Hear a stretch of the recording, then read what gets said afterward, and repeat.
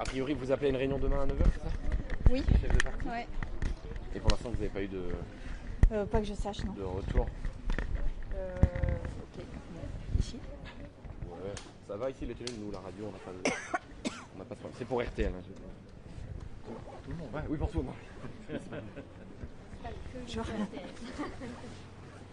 On aime tous RTL. Pardon. C'est réunion du groupe ou du parti? Du groupe. Du groupe.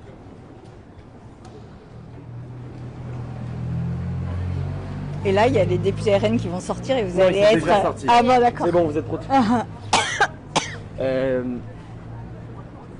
Madame Rousseau, après la démission ce matin de Sébastien Lecornu, Emmanuel Macron vient de lui confier une mission 48 heures pour négocier, pour retenter de créer un pacte de stabilité et une plateforme d'action. Quelle est votre réaction? Est-ce que les écologistes doivent continuer de négocier avec Sébastien Lecornu? Ah ouais, la question c'est à quelle saison de la série Netflix on est là en fait.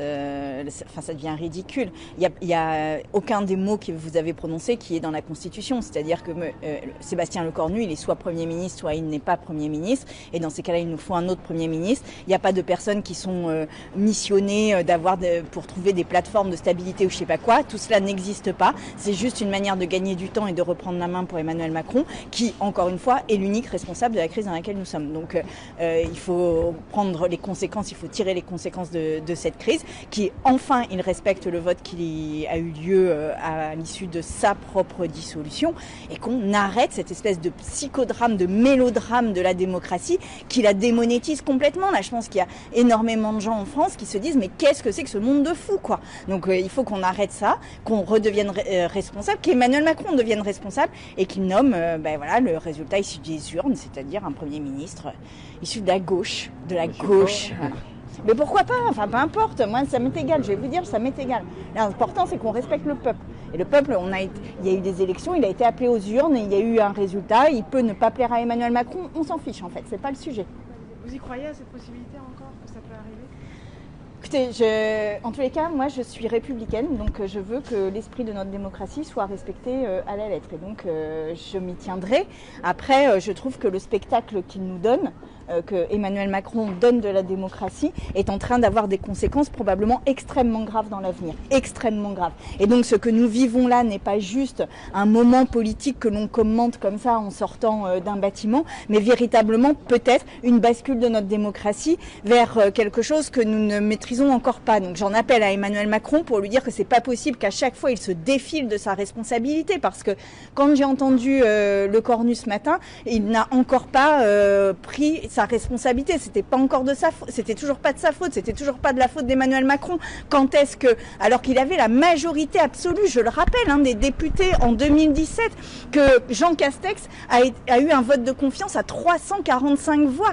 Donc je veux dire, c'est l'effondrement du macronisme et ils sont pas responsables. C'est quand même merveilleux le monde d'Emmanuel Macron là. Et donc que doit faire la gauche gauche maintenant? maintenant? Que M. Lecornu essaye de trouver un compromis. Il a eu 3 semaines pour le faire. Qu'est-ce qu'il a fait pendant 3 semaines? Ça fait 3 semaines qu'il est Premier ministre.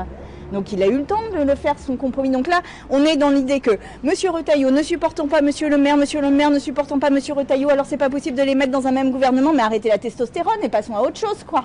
Enfin vraiment, c'est pas à la hauteur. C'est pas à la hauteur du moment.